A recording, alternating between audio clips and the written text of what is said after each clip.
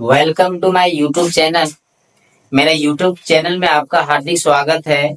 तो आज हम लोग क्लास 8 के मैथ को कंटिन्यू फिर करेंगे और चैप्टर नंबर 6 देखेंगे। क्लास 8 का जो मैथ है उसका चैप्टर नंबर 6 देखेंगे, जिसका नाम है बीजीय व्यंजक एवं स्वर समीकरण।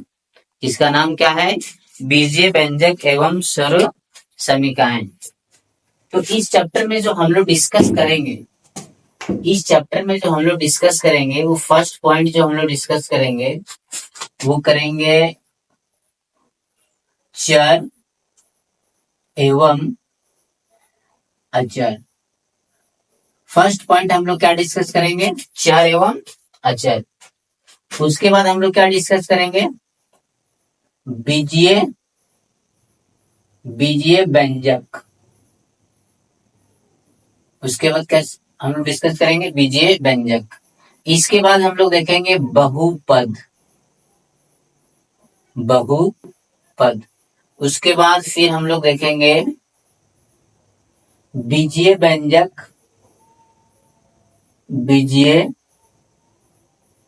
व्यंजक को जोड़ना, घटाना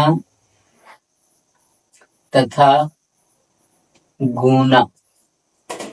ये हम लोग 3 चीज देखेंगे। और बहुपद के साथ साथ हम लोग क्या भी देख लेंगे? एक पद, द्विपद और त्रिपद। ये हम लोग चीज कवर करने वाले हैं इस चैप्टर से। तो उम्मीद करते हैं कि जो आज का जो सेशन होगा वो बहुत ही खास होने वाला है, क्योंकि ये चैप्टर जो है वो क्लास 8 और 9 के लिए बहुत ही इंपॉर्टेंट है।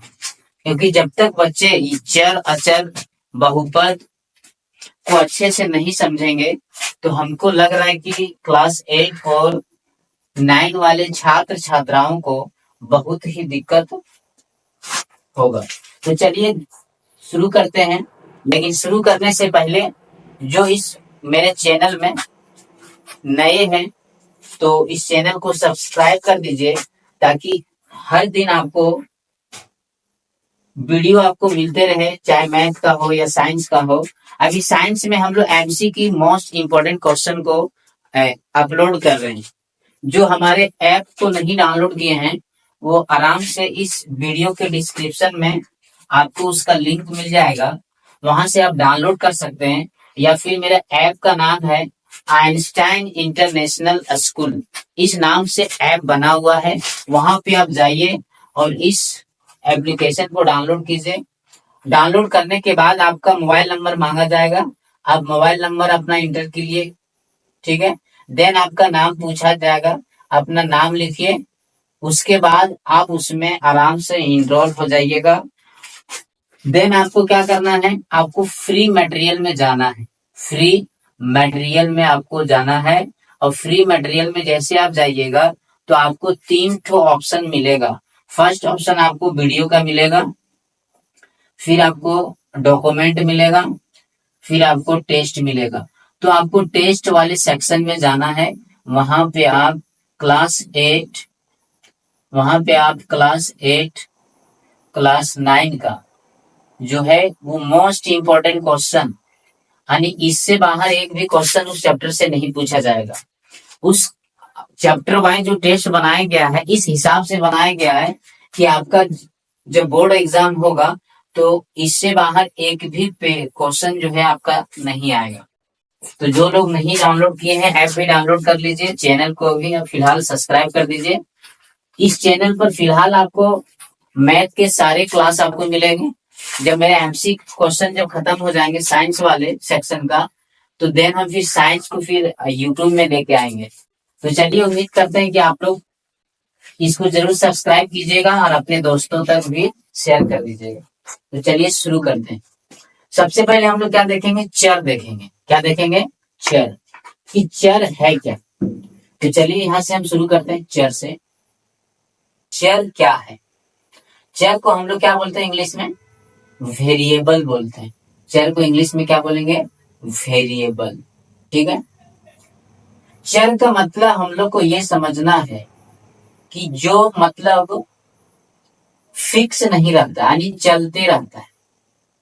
चर का मतलब हम लोग को क्या समझना है? जो चीज चलते रहता है। जैसे अलग अलग डाटा आएगा, जब कोई भी इक्वेशन को हम सॉल्व करेंगे, जब कोई भी इक्वेशन को सॉल्व करते हैं तो चर जो रहता है वो इधर उधर उसका स्थान जो है वो बदलते रहता है। तो इस आधार पे हम समझने के लिए ये कह सकते हैं कि चर जो होगा वो मेरा चलते रहेगा, यानी इधर उधर होता रहेगा। उसके बाद हम और क्या समझ सकते हैं? चर को ये समझ सकते हैं कि जिसका हम लोग मान निकालते हैं, कोई भी बहुपद या इक्वेशन में या पोलिनोमियल में जिसका हम लोग मान निकालते हैं, या फिर बोल सकते हैं जिसका मान हम लोग को नहीं पता रहता है, उसी को हम लोग क्या कहते हैं? एक प्रकार का चर कहते हैं। जिसका मान निकालते हैं या जिसका मान हमको पता, जिसका मान हमको पता नहीं रहता है, पता नहीं रहता है, उसे हम क्या कह सकते हैं? चर कह सकते हैं। या फिर इसको वेरिएबल क्यों कहते हैं? चर को हम लोग वेरिएबल क्यों कहते हैं? तो वेरिएबल इसलिए कहते हैं कि मान लीजिए मेरा कोई इक्वेशन है x² + 5x + 4। यदि इसको हम लोग सॉल्व करेंगे तो यहाँ पर x का मान कुछ आएगा। देन हम एक अगला इक्वेशन लेते हैं x² + 7x + 10। इसको यदि हम लोग हल करेंगे, यानी कि सॉल्यूशन करेंगे, सॉल्व करेंगे, तो यहाँ पर भी x का मान जो आएगा कुछ अलग आएगा। या और भी कोई बहुपद है, मान लीजिए नॉर्मल सा बहुपद है x + 5 है, यहाँ पर यदि इसको हम इसका शून्यक निकालें या इसका मान निकालें तो कितना आ जाएगा? आपका -5 आ जाएगा। इसी तरह से x + 3 रहेगा और इसका भी यदि हम हल निकालेंगे तो ये +3 होगा। यहाँ पे क्या हो रहा है? यहाँ पे ये हो रहा है कि हर जगह चर का मान जो है वो क्या आ रहा है? अलग अलग आ रहा है। कहीं 5 आ रहा है, कहीं 3 आ रहा है। तो ये सब जब इक्वेशन हम सॉल्व करेंगे तो अलग भी आएगा। इसको जब सॉल्व करेंगे तो क्या आएगा? अलग आएगा। हर जगह चर का मान अलग आएगा। या फिर हम ऐसे भी समझ सकते हैं कि जब हम कोई भी एक्सरसाइज, मैथ का जब कोई भी एक्सरसाइज को हल करते हैं तो वहां पे कोई ना कोई तो चर जरूर होता है, चाहे वो x के रूप में हो या y के रूप में हो सकता है या फिर p के रूप में हो सकता है या r के रूप में हो सकता है। आपका मर्जी, वो आप किसी भी अल्फाबेट को ले सकते हैं, ए ले, बी ले, उससे कोई दिक्कत वाली बात नहीं है। तो हर क्वेश्चन में आपका जो आंसर आता है वो अलग अलग आता है। मान लीजिए क्वेश्चन नंबर 1 मैंने हल किया, उसका आंसर कुछ अलग आया। क्वेश्चन नंबर 2 को जब हम हल करेंगे तो उसमें आंसर कुछ अलग आएगा। क्वेश्चन नंबर 3 को जब हम लोग डील करेंगे उसमें उसका आंसर कुछ अलग आएगा। तो हर जगह चर का मान अलग अलग आ रहा है। तो इससे ये पता चल रहा है कि चर जो है वो क्या होगा? वेरिएबल होगा। और वेरिएबल का मतलब ये होता है जिसका वैल्यू फिक्स नहीं रहेगा, उसको हम लोग क्या कहते हैं? वेरिएबल कहते हैं। तो उम्मीद करते हैं कि वेरिएबल क्या चीज है, आपको ये चीज समझ में आ गया होगा। अब वेरिएबल जो रहता है वो ए से ए भी रह सकता है, बी भी रह सकता है, सी भी रह सकता है, डी भी रह सकता है और ई डॉट डॉट ये जेड तक रह सकता है। कहां तक रह सकता है? ये जेड तक। मतलब किसी भी इक्वेशन में या किसी भी बहुपद में कम से कम एक वेरिएबल हो सकता है। किसी भी इक्वेशन या किसी भी बहुपद में, किसी भी इक्वेशन या किसी भी बहुपद में कम से कम एक होगा। क्या? एक चर हो सकता है। ज्यादा से ज्यादा कितना चर होगा? 26 चर हो सकता है। लेकिन किसी भी इक्वेशन में आज तक हम लोग 26 चर को नहीं देखे हैं, क्योंकि इतना जरूरत ही नहीं पड़ता है। 2, 3, 4 चर काफी। 2, 3 चर आ जाए तो हमको लग रहा है कि बहुत है कोई भी इक्वेशन को सॉल्व करने के लिए। 2 3 4 ही चर आते हैं, और ये चर ए से लेकर जेड तक कोई भी लेटर हो सकता है, या छोटा ए हो सकता है, बी हो सकता है, सी भी हो सकता है, पी भी हो सकता है, क्यू भी हो सकता है, आर भी, एम भी, एन भी, कुछ भी हो सकता है। लेकिन क्या है ये होगा वो आपका लेटर में रहेगा, यानी अक्षर में रहेगा, एबीसीडी के रूप में रहेगा। इसी को हम लोग क्या कहेंगे, चर कहेंगे। और चर का ही हम लोग किसी भी इक्वेशन में चर का ही मान निकालते हैं। कोई भी इक्वेशन या पॉलिनोमियल दिया रहेगा तो उसमें हम लोग किसका मान निकालेंगे, चर का मान निकालते हैं। ये चीज हम लोग याद रखेंगे, ठीक है। तो उम्मीद करते हैं कि वेरिएबल क्या चीज है वो आपको समझ में आ गया हो। उसके बाद हम लोग क्या देखेंगे, बीजीय व्यंजक। बीजीय व्यंजक, तो बीजीय व्यंजक में हम लोग सबसे पहले क्या समझेंगे, ये क्या है आपका बीजीय व्यंजक, ठीक है। बीजीय व्यंजक में हम लोग सबसे पहले देखेंगे बीज किसको कहते हैं, किसको कहते हैं, बीज। जैसे मान के चलिए हम लोग लिखते हैं ए बी सी डी ई, या फिर इसको लिखते हैं 1 2 3 4 5, फिर इसको लिखे, या हम लोग लिख सकते हैं बड़ा में ए बी सी डी ई। और इन सब को यदि हम क्या करें, एक साथ लिख दें मिला के, तो यही मेरा क्या एक प्रकार का बीज बनता है। ये एक प्रकार का सब क्या है, बीज है। ये एक प्रकार का क्या है, बीज है। ये जो है वो चर के रूप में है, ये वाला जो है वो आपका अचर के रूप में है, ठीक है। ये वाला क्या है मेरा, अचर के रूप में है। अब जहां भी चर और अचर दोनों मिल जाता है, जहां पर भी चर और अचर दोनों मिल जाता है तो आप क्या क्या बनता है, बीजीय व्यंजक बनता है। क्या बनता है, बीजीय व्यंजक।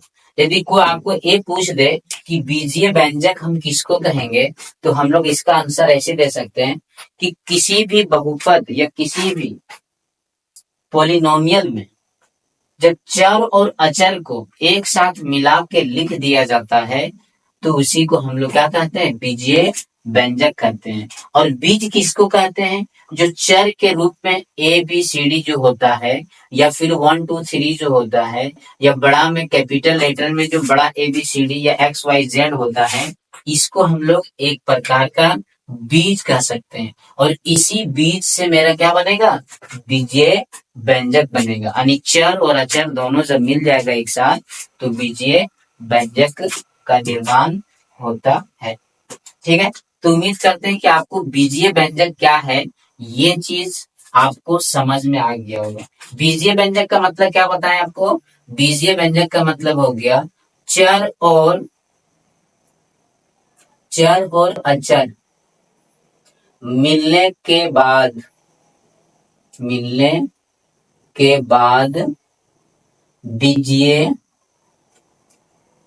व्यंजक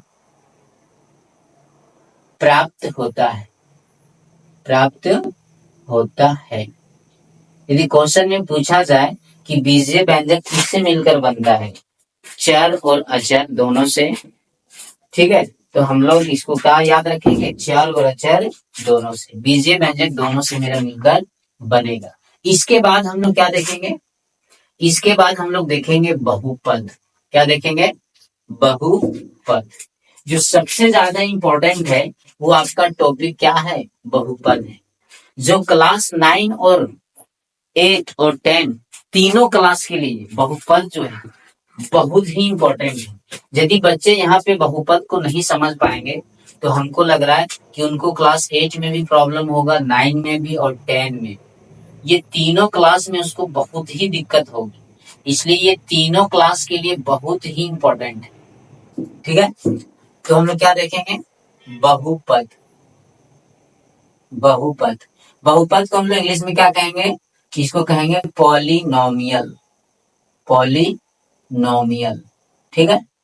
अब देखिए बहुपद है क्या, और बहुपद बनता कैसे, ये सारा चीज हम लोग देखेंगे। बहुपद, एक बहुपद को दूसरे बहुपद से कैसे गुना करेंगे, एक बहुपद को दूसरे बहुपद से कैसे जोड़ेंगे, कैसे घटाएंगे, बहुपद का गुणनखंड कैसे होता है, ये तमाम चीजों का हल इस सेशन के जरिए आपको आज मिलने वाला है।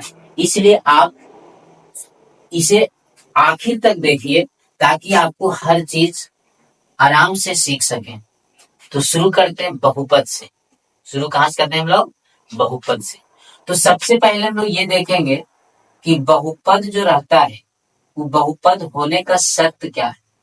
बहुपद यहां लिख देते हैं, बहुपद होने का शर्त। बहुपद होने का शर्त मतलब बहुपद होने के लिए क्या क्या शर्त है। तो फर्स्ट शर्त जो हम लोग याद रखेंगे, किसी भी बीजीय व्यंजक में यदि चर के घात, लिख देते हैं यहाँ पे आपको, किसी भी बीजीय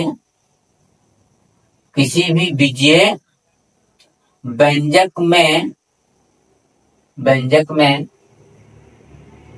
चर का घात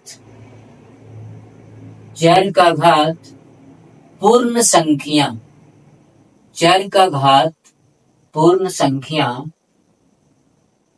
होना चाहिए। क्या होना चाहिए, पूर्ण संख्या होना चाहिए, तभी कोई बीजीय व्यंजक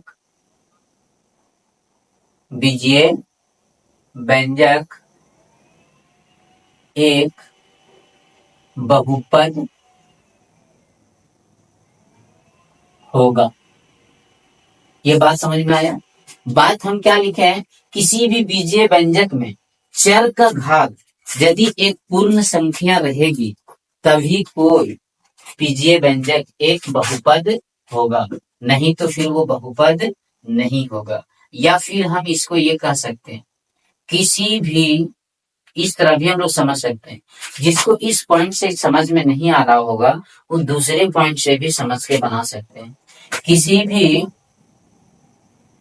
बीजीय व्यंजक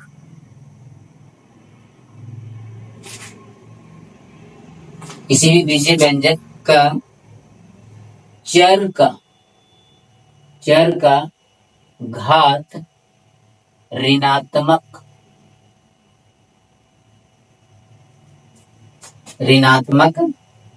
नहीं होना चाहिए, ऋणात्मक होना नहीं चाहिए। अगला क्या है, ये दो चीज से मेरा क्लियर हो जाता है। अगला हम यदि नहीं भी लिखते हैं तो कोई दिक्कत वाली बात नहीं है, क्योंकि हम इसमें सारा चीज आपको समझा देंगे। ठीक है, तो चलिए अब एक एक करके हम समझते हैं और चेक कर। हम यहाँ पे लिखते हैं x, क्या x बहुपद है। यदि क्वेश्चन किया जाए आपसे कि क्या x जो है वो बहुपद है, तो हम कहेंगे कि x जो है वो बहुपद है, x जो है वो बहुपद है। क्यों है, क्योंकि x का घात कितना है, x का घात जो है कुछ नहीं है, तो x का पावर 1 है। x का पावर क्या है, 1 है। और जब x का पावर 1 है, इसका मतलब है कि जो घात में 1 है वो एक पूर्ण संख्या है। 1 क्या है, आपका एक पूर्ण संख्या है। जो पॉइंट नंबर 1 में आपका दिया गया है कि किसी भी बीजीय व्यंजक में चर का घात एक पूर्ण संख्या होनी चाहिए, तो पूर्ण संख्या होनी चाहिए, इसका मतलब ये हुआ कि पूर्ण संख्या में क्या क्या चीज आता है आपका, तो पूर्ण संख्या में आपका आएगा 0 आएगा, 1 आएगा, 2 आएगा, 3 आएगा, 4 आएगा, 5 आएगा, डॉट डॉट, ये आपका 9 तक आ सकता है, 10 भी आ सकता है, उससे कोई दिक्कत वाली बात नहीं। ठीक है, अब पूर्ण संख्या का मतलब हम लोग एक चीज यहाँ और भी समझेंगे। पूर्ण संख्या का मतलब हो गया कि पूरा पूरी होना चाहिए, पूरा पूरी होना चाहिए। यानी चर का घात पूरा पूरी होना चाहिए, हाफ में भी नहीं रहना चाहिए, आधा भी नहीं, मतलब आधा नहीं होना चाहिए। यानी चर, यहाँ नीचे लिख देते हैं, चर का घात हाफ रहेगा तो बहुपद नहीं होगा, 3/2 रहेगा तो बहुपद नहीं होगा, 5/2 रहेगा तो बहुपद नहीं होगा। क्यों नहीं होगा? क्योंकि ये पूर्ण संख्या नहीं है, ये पूर्ण संख्या नहीं है। क्यों नहीं है? पूर्ण संख्या किसको कहते हैं? पूर्ण संख्या में पूरा एक टोटल संख्या होगी, या तो शून्य होना चाहिए, या फिर पूरा पूरी 1 होना चाहिए, या 3 होना चाहिए, या 4, या 5, या 6, या 7, या 8। इस तरह का चर में इसका घात होना चाहिए, तभी हम क्या कहेंगे कि ये आपका बहुपद है। तो x जो है बहुपद है, क्योंकि x का घात कितना है? x का घात जो है, x का घात है 1, और 1 जो है आपका ये पूर्ण संख्या है। 1 क्या है आपका? पूर्ण संख्या। इसी प्रकार यदि हम एक्स स्क्वायर को बोलें कि ये क्या बहुपद है, तो हम कहेंगे कि ये बहुपद है। क्यों है? क्योंकि x का पावर यहाँ 2 है, और 2 जो है आपका कौन सी संख्या है? पूर्ण संख्या है। ये कौन सी संख्या है? पूर्ण संख्या है। और किसी भी चर के घात का पूर्ण संख्या हो तो उसको हम क्या कहते हैं? क्या ये आपका x के पावर 0 बहुपद है? तो ये भी बहुपद है। क्यों है? क्योंकि ये भी x के पावर 0 भी एक पूर्ण संख्या है, तो ये भी क्या आपका बहुपद है। यदि x का पावर 3/2 हो तो क्या ये बहुपद है? हम कहेंगे ये बहुपद नहीं है। ये बहुपद क्या है? नहीं है। क्यों नहीं है? क्योंकि इसके चर का घात का जो पावर है वो एक पूर्ण संख्या के रूप में नहीं है। पूर्ण संख्या के रूप में नहीं है। क्यों नहीं है? क्योंकि 3/2 जो है वो आपका पूर्ण संख्या नहीं है। मैंने यहाँ बताया था कि 3/2 जो है वो आपका पूर्ण संख्या नहीं है।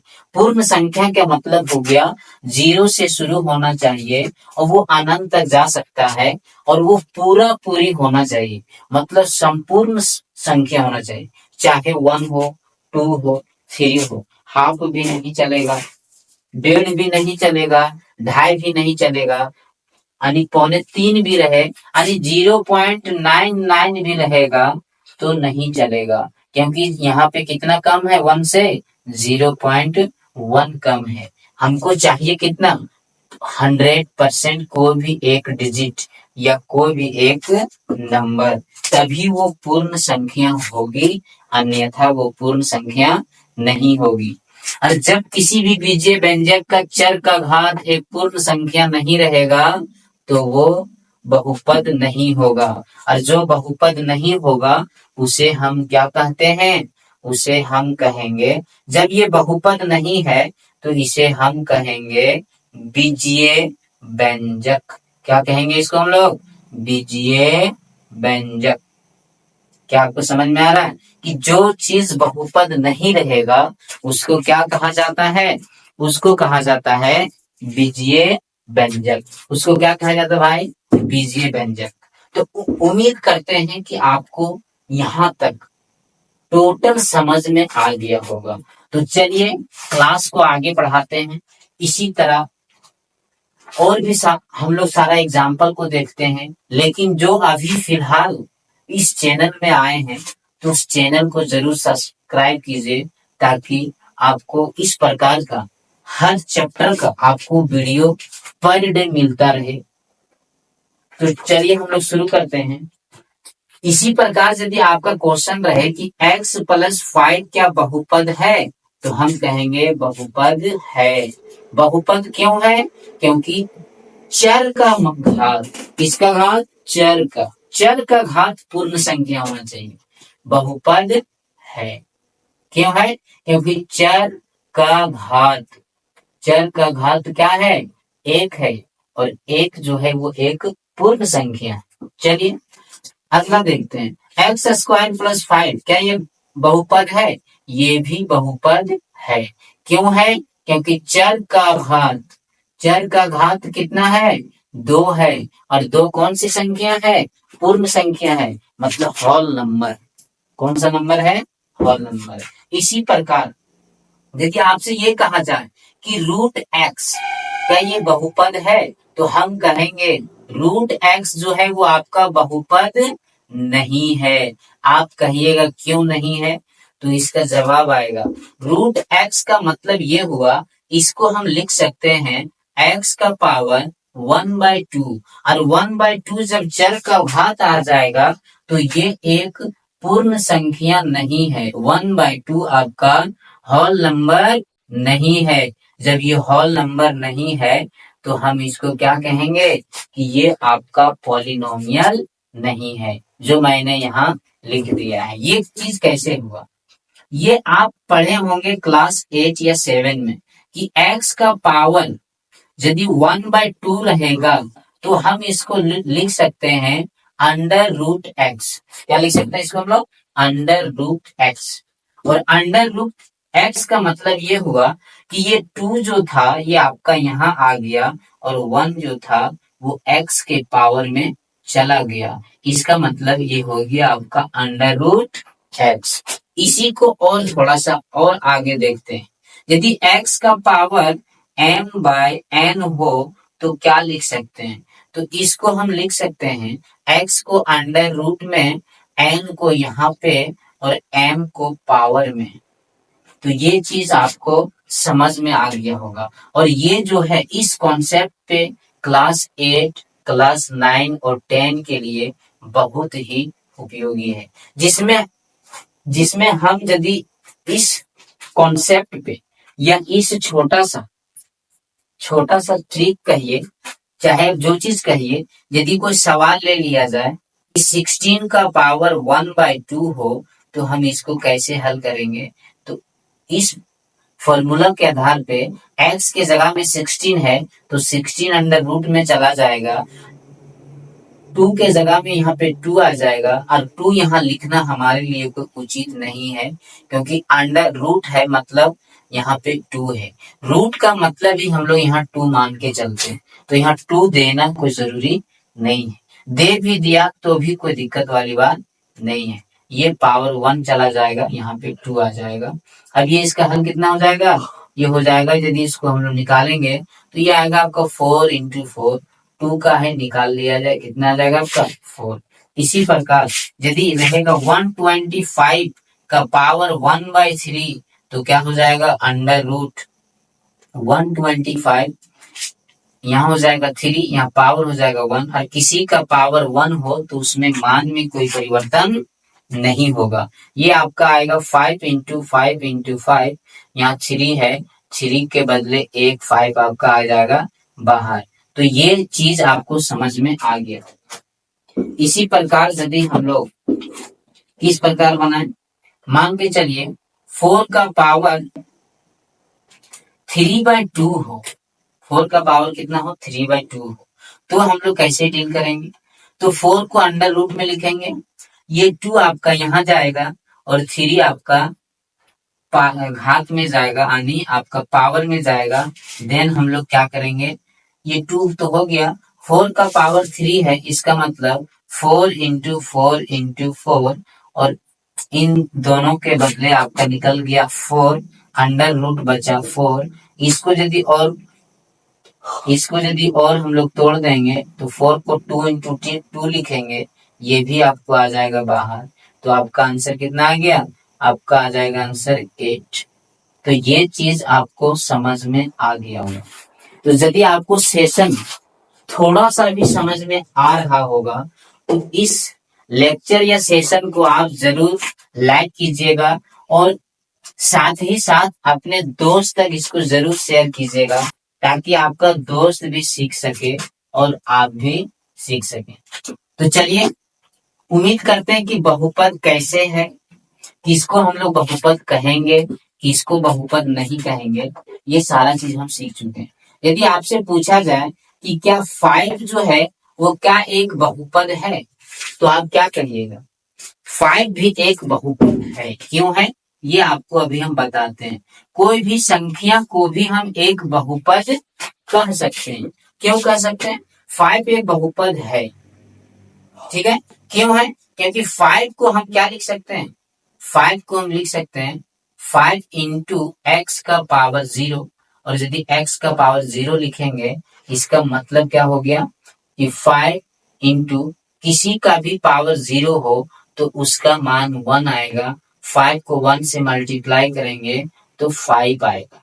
तो उम्मीद करते हैं कि 5 भी क्या है? एक प्रकार का बहुपद है। कोई भी संख्या एक प्रकार का क्या है? बहुपद है। 3 हो, 2 हो, 10 हो, 15 हो, 20 हो या आपका 0, ये सब क्या है? एक प्रकार का बहुपद है। एक प्रकार का बहुपद है। कैसे है? यहाँ पे देखिए एक तो आपका बना दिए। 0 भी यदि को पूछ दे कि क्या 0 को हम बहुपद कह सकते हैं तो हम बोलेंगे बिल्कुल कह सकते हैं।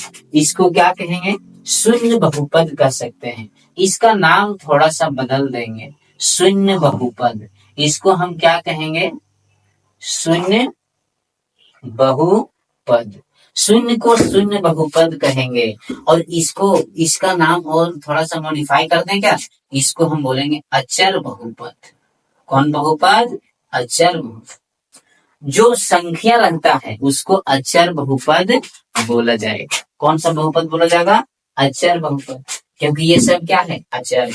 ये भी अचर बहुपद है, ये भी अचर बहुपद है, ये भी अचर, ये भी अचर। यानी कोई भी संख्या हो तो उसको हम बहुपद कहेंगे।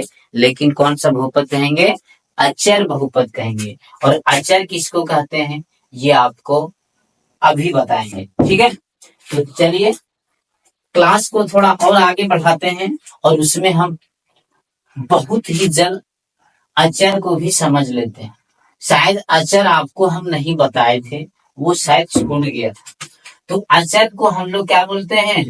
अचर को हम लोग इंग्लिश में बोलते हैं कांस्टेंट। क्या बोलते हैं? कांस्टेंट। और कांस्टेंट का मतलब होता है कि जो चीज फिक्स रहता है, जो चीज क्या है? फिक्स रहे, या जिसको हम बोल सकते हैं जो चीज स्थिर रहे, जो ना बदलता हो, जो इधर उधर ना जाता हो, वो क्या कहलाता है? अचर कहलाता है। जो फिक्स रहता है, स्थिर रहता है, या जो नहीं बदलता है, उसी को हम लोग क्या कहेंगे? उसी को हम लोग कहेंगे अचर। जैसे एक एग्जाम्पल लेके हम आपको समझाते हैं। जैसे x प्लस 5 यदि हम लिखें तो हम देख रहे हैं कि x जो है ये आपका एक प्रकार का चर है, वो भी x चर है। 5 जो है वो आपका एक अचर है। क्योंकि इस बहुपद या इस इक्वेशन में 5 का वैल्यू फिक्स है। वैल्यू ऑफ 5 जो है वो आपका फिक्स है। ये क्या है? आपका फिक्स है। ये आपका 5 बदलने वाला नहीं है, इसलिए इसको हम लोग क्या कहेंगे? अचर कहेंगे। यदि x माइनस 5 लें तो 5 भी यहाँ एक प्रकार का क्या है? अचर है। ये एक प्रकार का क्या है? अचर है। ये बहुपद में 5 का वैल्यू बदलने वाला नहीं है। एक्स स्क्वायर प्लस 16, ये भी 16 जो है वो आपका क्या है? अचर है। ये क्या है? आपका अचर। ये मतलब स्थिर है। 16 ना घटेगा ना बढ़ेगा, 5 माइनस 5 ना बढ़ेगा ना घटेगा, प्लस 5 ना इसमें घटेगा ना बढ़ेगा, इसलिए इसको हम लोग स्थिर कहेंगे। क्या कहेंगे? कांस्टेंट कहेंगे। ठीक है, तो उम्मीद करते हैं कि अचर जो है वो आपको समझ में आ गया होगा। समझ में आ गया होगा। देन हम लोग क्या देखेंगे? एक पद, द्विपद, त्रिपद। उसके बाद हम लोग क्या देखने वाले हैं? एक पद, यानी सिंगल टर्म। पद को इंग्लिश में हम लोग क्या बोलते हैं? टर्म। एक पद को हम लोग समझते हैं फटाक से। एक पद, इसको एक पद बोल सकते हैं या एक पदी भी बोल सकते हैं। एक पदी, इसको सिंगल टर्म बोलते हैं। इंग्लिश में हम इसको क्या बोल सकते हैं? Single term. Single term. ठीक है, तो सिंगल टर्म का मतलब ये हुआ यानी एक पद। इस पद को पहचानना बहुत जरूरी है। एग्जाम में इससे एक क्वेश्चन जरूर देगा कि इनमें से कौन द्विपद है, इनमें से कौन त्रिपद है, इनमें से कौन एक पद है। इसलिए ये बहुत ही इंपॉर्टेंट है। एग्जाम पॉइंट ऑफ व्यू से ये जो है बहुत ही इंपॉर्टेंट है। तो एक पद हम किसको कहेंगे? कहीं एक्स लिखा हो तो इसको हम कहेंगे एक पद। यदि एक्स स्क्वायर भी लिखा हो तो इसको भी हम कहेंगे एक पद। कहीं एक्स की भी हो तो इसको भी हम कहेंगे एक पद। कहीं एक्स वाई जेड भी हो तो इसको हम कहेंगे एक पद। कहीं पी क्यू आर एस भी हो तो इसको हम कहेंगे एक पद। सब में एक पद। आखिर ऐसा क्या है कि एक ही पद हो रहा है हर बार? यदि हम ऐसा भी लिखते हैं A B C D E F G H I J K L dot dot कहां तक? जेड तक। और पूछे कि ये बताइए इसमें कितना पद है, फिर भी आप कहिएगा कि ये भी आपका है एक। ये भी आपका क्या है? एक पद। यानी ए से जेड तक भी हम लोग लिख देंगे गुना के रूप में, तो ये हमारा कहलाएगा एक पद। यदि गिनती भी हम लिख दें 1 2 3 4 5 डॉट डॉट जितना बड़ा से बड़ा संख्या लिख दें और आपसे पूछा जाए कि बताइए ये कितना पद है, तो आप कहिएगा कि ये भी आपका है एक पद है। कितना पद है? एक पद। तो आखिर एक पद बढ़ क्यों नहीं रहा है?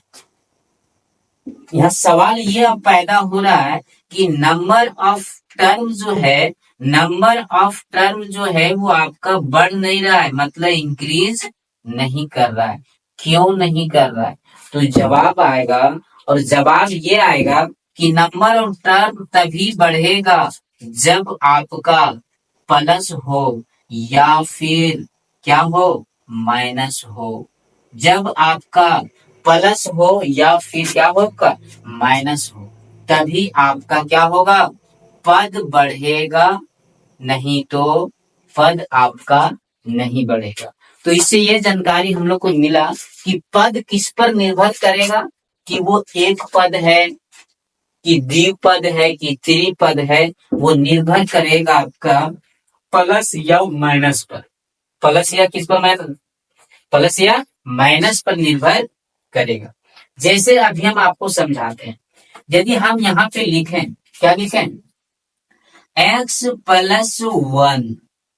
अब देखिए हमने यहाँ क्या लिखा? हमने यहाँ ये लिखा x प्लस 1। ठीक है, अब x मेरा चर है, हम लोग देख चुके हैं। 1 मेरा अचर है, वो भी हम लोग देख चुके हैं। चर और अचर के बीच में आपका एक प्लस आ रहा है। तो जब कोई भी चर और अचर के बीच में एक प्लस या एक माइनस आ जाए, तो हम कहेंगे कि ये आपका इसमें हो गया द्विपद। कितना पद हो गया? ये आपका द्विपद हो गया। एक्स वाला एक अलग पद हो गया और ये जो है 1 ये आपका अलग पद हो गया। तो कुल मिला के कितना पद हो गया? इसमें 2 पद हो गया। इसी प्रकार y प्लस जेड को यदि हम लिखें और आपसे पूछें कि कितना पद है, तो आप कहिएगा ये भी आपका है द्विपद। क्या है ये? द्विपद, मतलब 2 पद है। क्यों 2 पद है? y और z के बीच में आपका एक प्लस है। इसी प्रकार हम यहाँ लिखें यदि कि x माइनस 1 है, तो ये कितना पद है? तो आप कहिएगा इसमें भी 2 पद है। कितना पद? 2 पद। y माइनस x भी लिखें तो और आपसे पूछा जाए कि इसमें कितना पद है, तो आप कहिएगा 2 पद है। मतलब क्या हो रहा है?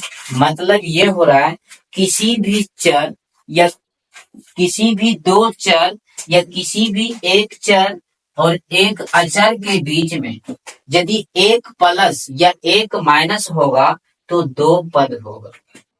यदि दो प्लस या दो माइनस होगा तो तीन पद होगा। तीन प्लस और तीन माइनस होगा तो चार पद होगा। यदि इस तरह आपको समझ में नहीं आ रहा है तो हम आपको कुछ एग्जाम्पल लेके समझाते हैं। और एग्जाम्पल जो है वो आपका किस प्रकार का है, जैसे मान के आप चलिए कि आपके पास एक तो इतना बड़ा बॉल है। इतना बड़ा क्या आपके पास बॉल है। इस बॉल को यदि हम एक बार चाकू मारे, या तो इस तरह से मारे, ठीक है, या फिर इसी बॉल पर हम चाकू इस तरह से मारे, तो ये क्या हो रहा है, दो भाग में बट रहा है। ये हो गया आपका एक भाग और ये आपका हो गया आपका दूसरा भाग। ये आपका हो गया एक भाग और ये आपका हो गया दूसरा भाग। और यदि इसमें एक बार और चाकू को मार दिया जाए तो ये देखिए आपका कितना भाग हो गया, तीन भाग हो गया। कितना भाग हो गया। इसमें भी एक बार और चाकू मार दिया जाए तो ये भी हो गया तीन भाग। एक बार और मार दिया जाए तो ये हो गया आपका चार भाग। इसमें भी एक बार और मार दिया जाए तो ये भी हो गया आपका चार भाग। मतलब क्या हो रहा है, एक बार चाकू मारने से, एक बार यदि हम क्या मारे, चाकू मारे, तो कितना भाग में बट रहा है, दो भाग में। दो बार चाकू मारे तो कितना भाग में बट रहा है, ये बट रहा है आपका तीन में। तीन बार चाकू मारे तो कितना भाग में बट रहा है, ये आपका बट रहा है चार भाग में। बट रहा है कि नहीं। सेम इसी तरह से जब कोई भी चर या अचर के बीच या प्लस या माइनस एक बार हो, जब प्लस और माइनस एक बार हो तो कितना पद होगा, द्विपद होगा। कितना पद होगा, द्विपद होगा। जब प्लस माइनस आपस में कहीं भी ना हो, शून्य बार हो, तो हम इसको क्या बोलेंगे, इसको हम बोलेंगे एक पद है। क्या है ये, एक पद है। यदि प्लस या माइनस दो बार हो तो हम कहेंगे कितना पद है, कहेंगे त्रिपद है। प्लस या माइनस तीन बार हो तो कहेंगे चार पद है। प्लस या माइनस पांच बार हो तो कहेंगे छह पद है। प्लस या माइनस सात बार हो तो कहेंगे आठ पद है। उम्मीद करते हैं ये चीज आपको समझ में आ गया होगा। अब हम कुछ एग्जाम्पल लेंगे जिससे आपका पूरा जो है वो कॉन्सेप्ट आपको समझ में आ जाएगा। Plus x plus y plus one. अब बोलिए यहाँ पे कितने पद हैं, तो हम बोलेंगे कि प्लस माइनस हम लोग काउंट करेंगे, एक प्लस और एक प्लस, इसमें कुल मिला के कितना प्लस, दो प्लस है। तो दो प्लस है तो इसको हम बोलेंगे त्रिपद, क्योंकि जितना प्लस या माइनस रहेगा उससे बढ़ के एक क्या रहेगा, पद रहेगा। इसी प्रकार सेम यदि रहे, यहाँ माइनस हो जाए और यहाँ प्लस हो जाए, आपको पूछा जाए कितना प्लस माइनस है, तो एक यहाँ माइनस और एक यहाँ प्लस, कुल मिला के प्लस माइनस दो बार है, तो ये आपका कितना बहुपद हो जाएगा, ये भी आपका हो जाएगा त्रिपद। कितना पद, त्रिपद। और ये यदि हम लिख दें x y z p q r, ये कितना पद है, तो आप कहिएगा प्लस माइनस कहीं नहीं, शून्य बार जो है वो प्लस माइनस है, इसलिए एक पद होगा।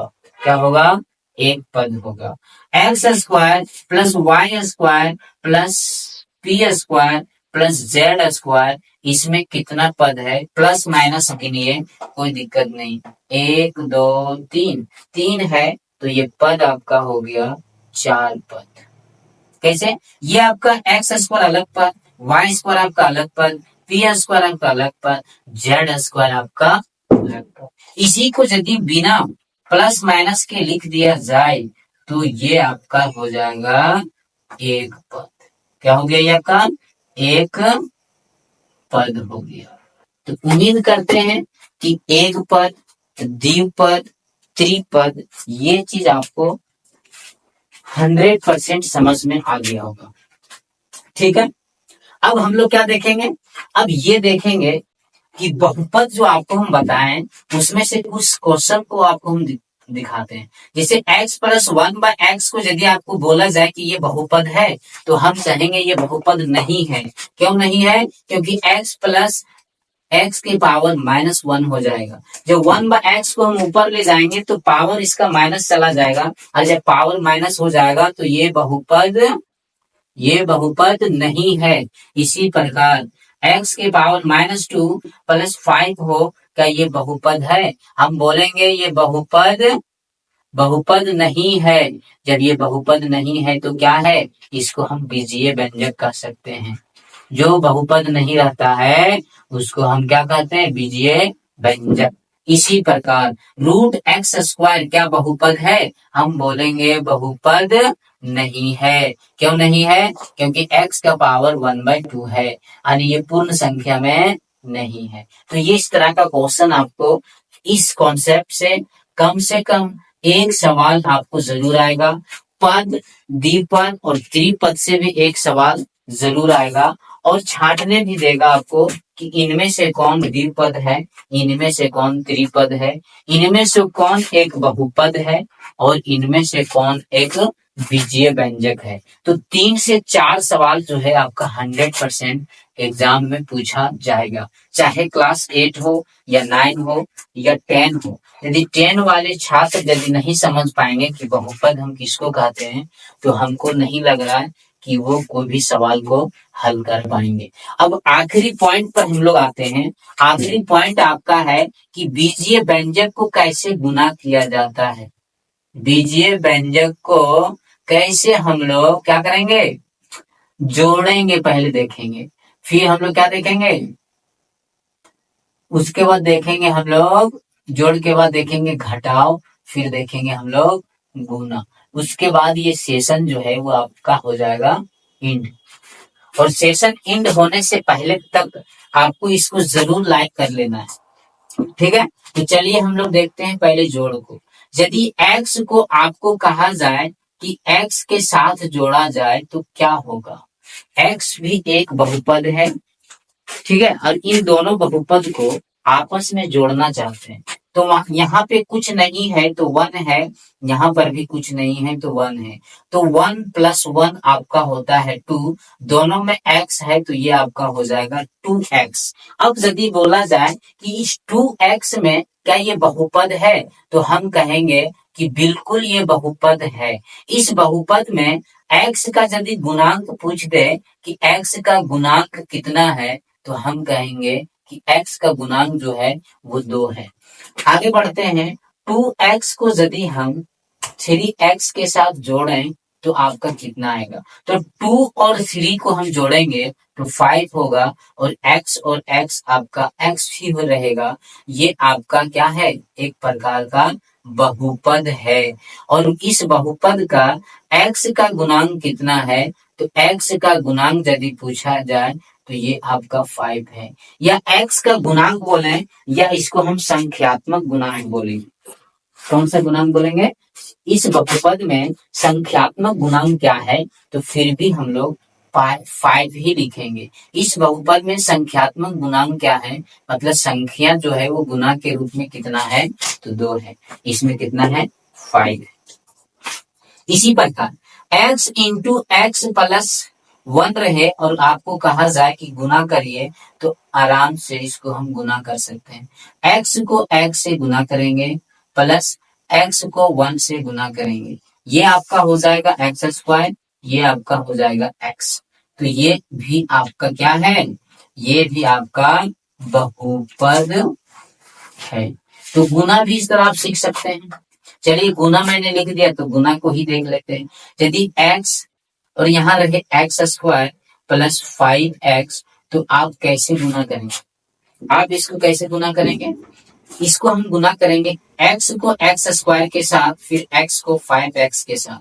तो हम लिखेंगे x into x square, plus है तो प्लस देंगे, x इंटू 5x, अब क्या होगा, ये हो जाएगा आपका x cube plus 5x square, ये आपका गुना होके आ गया, ये भी आपका एक प्रकार का बहुपद है। ठीक है, अब हम लोग कुछ और एग्जाम्पल देखते हैं। यदि रहे आपका x plus 1 into x plus 2, तो हम लोग कैसे गुना करेंगे, इसको हम लोग देखेंगे, इस x को लिख देंगे और ये दोनों पद को लिख देंगे x प्लस 2 को, फिर प्लस 1 यहाँ लिख देंगे और इन दोनों पद को फिर लिख देंगे x प्लस 2, मल्टीप्लाई कर देंगे नॉर्मल, ये हो जाएगा आपका एक्स स्क्वायर, ये हो जाएगा आपका 2x plus x plus 2, x वाला को एक्स के साथ जोड़ा जाएगा। अब यहाँ सवाल पैदा होता है कि कोई भी बहुपद कैसे जुड़ता है, तो हम कहेंगे समान चर के साथ जुड़ेगा। एक जैसा वाला चर एक जैसे वाला चर के साथ जुड़ सकता है, एक जैसा वाला चर एक जैसे वाला चर के साथ घट सकता है। जैसे यहाँ पे देखिए द्विघात यहाँ पे कितना है, तो द्विघात में मेरा एक ही जो है एक्स स्क्वायर, ये किसी के साथ जुड़ने वाला नहीं है, क्योंकि द्विघात वाला चर यहाँ पे और कहीं पर भी नहीं है। अब देखिए ये आपका एक्स चर है, इसका भी पावर 1 है, इसका भी पावर 1 है, यहाँ पे भी पावर 1 है, लेकिन यहाँ पे चर है दोनों में एक्स एक्स, इसमें एक्स चर नहीं है। इसका मतलब है कि 2x और 1x जो है वो जुड़ जाएगा, तो ये आपका हो जाएगा 3x प्लस 2, ये आपका हो गया, ये आपका आ गया एक प्रकार का द्विघात बहुपद है। ये क्या है, एक प्रकार का द्विघात बहुपद है। तो चर एक चर दूसरे चर के साथ कब जुड़ेगा, जब समान रहे।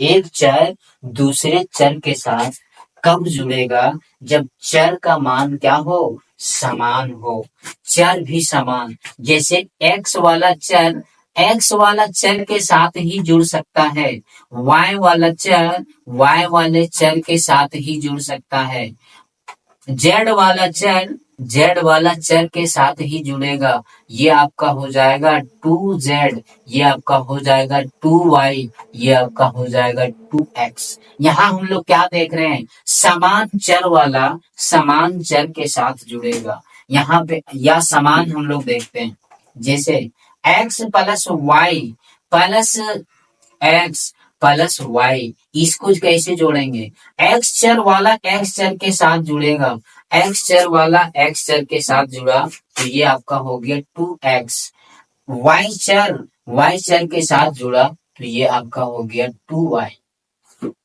इसी प्रकार y प्लस एक्स को जोड़ने के लिए बोला जाए तो आप कहिएगा ये जुड़ेगा नहीं, क्यों नहीं जुड़ेगा, क्योंकि x अलग चर है और y अलग चर है, ये ज्यों का त्यों रहेगा, ये जुड़ेगा नहीं, ये जुड़ेगा नहीं। इसी प्रकार x प्लस 5 हो और आपको जोड़ने के लिए बोला जाए तो आप कहिएगा ये भी जुड़ेगा नहीं, क्यों नहीं, x चर यहाँ और इसके साथ नहीं है, ये तो अचर है, चर कभी भी अचर के साथ जुड़ेगा नहीं, लेकिन गुना में हो जाएगा, लेकिन गुना में क्या होगा, हो जाएगा। जैसे मान के चलिए इस तरह से गुना हो, 2x गुने 3y हो, तो ये गुना हो जाएगा। गुना और भाग में कोई दिक्कत वाली बात नहीं है, ये 2 इंटू 3 करेंगे तो 6 हो जाएगा, x और y को गुना करेंगे तो x y हो गया। यानी क्या हुआ, गुना में अलग अलग चर भी आपस में गुना हो जाएगा, लेकिन जोड़ और घटा में अलग अलग चर के साथ नहीं जुड़ेगा। उम्मीद करते हैं कि ये आपको समझ में आ गया होगा। इसको भी यदि हम गुना करेंगे तो 3 4 12 y इंटू एक्स हो जाएगा, मतलब इसको हम लिखेंगे 12xy। ऐसा क्यों, क्योंकि जो अल्फाबेट में पहले आता है उसको हम लोग पहले लिखते हैं, जो बाद में आएगा उसको हम लोग बाद में लिखेंगे। यानी गुना और भाग में अलग अलग चर भी अलग अलग चर के साथ आराम से लिख सकते हैं, लेकिन जोड़ और घटा में ऐसा हम लोग नहीं कर सकते हैं। तो उम्मीद करते हैं कि आज का सेशन आपको बहुत ही अच्छा लगा होगा और उम्मीद करते हैं कि आने वाला कल का जो सेशन है वो चैप्टर नंबर 7 हम लेके आने वाले हैं। लेकिन आप लोगों से एक उम्मीद चाहते हैं कि इस सेशन को आप अपने दोस्तों तक जरूर भेजें, ताकि इसमें ज्यादा से ज्यादा लोग जुड़ सके, और जुड़ने के बाद जो है वो हर कोई इसका फायदा उठा सके। और जो मेरा ऐप का लिंक है उसको भी आप जरूर डाउनलोड कीजिए, क्योंकि इस वीडियो के डिस्क्रिप्शन में ऐप का लिंक आपको मिल जाएगा, या प्रीवियस जो लेक्चर डाला गया है उसमें भी आपको क्या है, हर जगह आपको लिंक मिल जाएगा।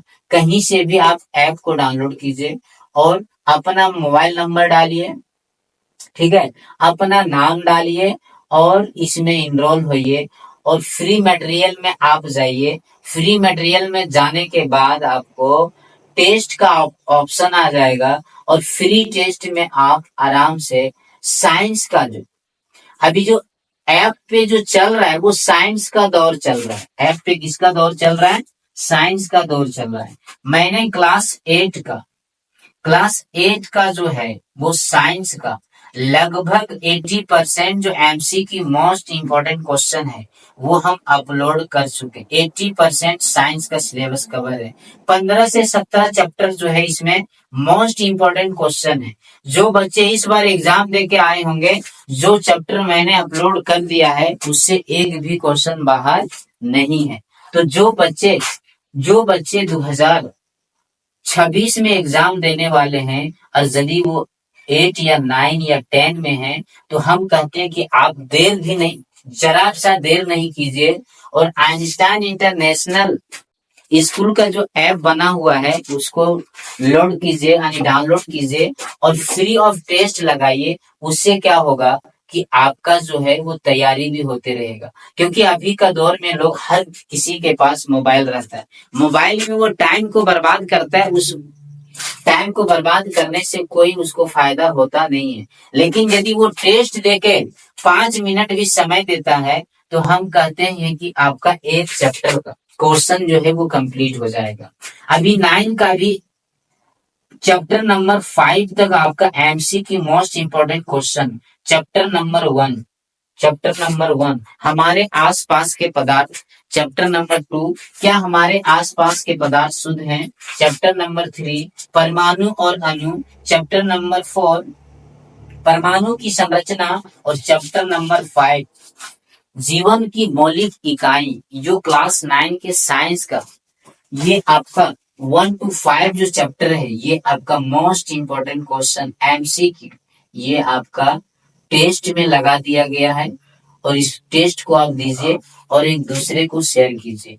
और इसमें जो है आपको 3 अटेम्प्ट मिल रहा है। मान लीजिए आप एक अटेम्प्ट दे रहे हैं और आप 10% स्कोर सही कर रहे हैं, तो इसको आप सॉल्यूशन में जाइए, व्यू सॉल्यूशन कीजिए, उसमें आप आंसर देख सकते हैं। उससे क्या होगा, आपको तैयारी आसानी से हो जाएगा।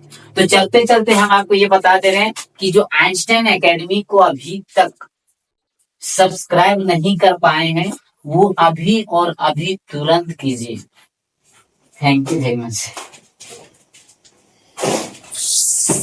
बंदे लोग